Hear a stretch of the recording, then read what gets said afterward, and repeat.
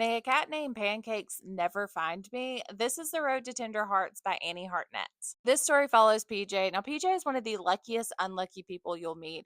He's had 3 heart attacks. He's an alcoholic. His wife has divorced him, and his oldest daughter passed away unexpectedly. But lucky in a sense, he has won the actual lottery, $1.5 million.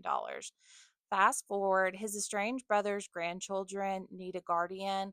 PJ is the only relative around, so they get placed into his care. He reads the newspaper, sees that an old rival, high school rival, has passed away who kind of stole his crush. So he thinks he can shoot his shot with this widow. Now they need to go on a cross country road trip. When his youngest daughter, Sophie, shows up, who's 20, he's kind of aimlessly wondering, and he's like, "Hey, I need a babysitter. You can come with me." She reluctantly goes. Now we've got all 4 of them going, plus a cat named Pancakes who can predict when somebody's gonna get gone.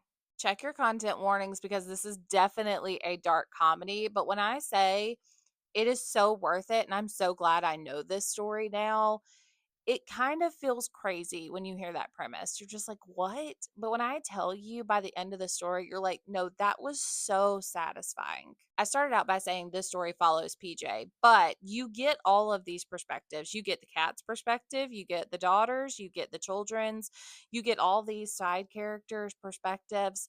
It's really, really intriguing how this story is told, but how it paints the picture, it makes so much sense. The author does a fantastic job with the character work because these characters all feel tangible and real, and PJ shines in this story, and not in the sense that you would think, because PJ is actually quite unlikable and kind of like hard to understand at times.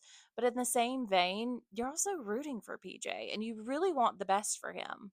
Pancakes the cat adds a lot of comedy to this, and that sounds terrible when I say that he can predict when somebody's going to get gone, but just I hope you'll understand when you read it or listen to it. You're like, "Oh no, I get it."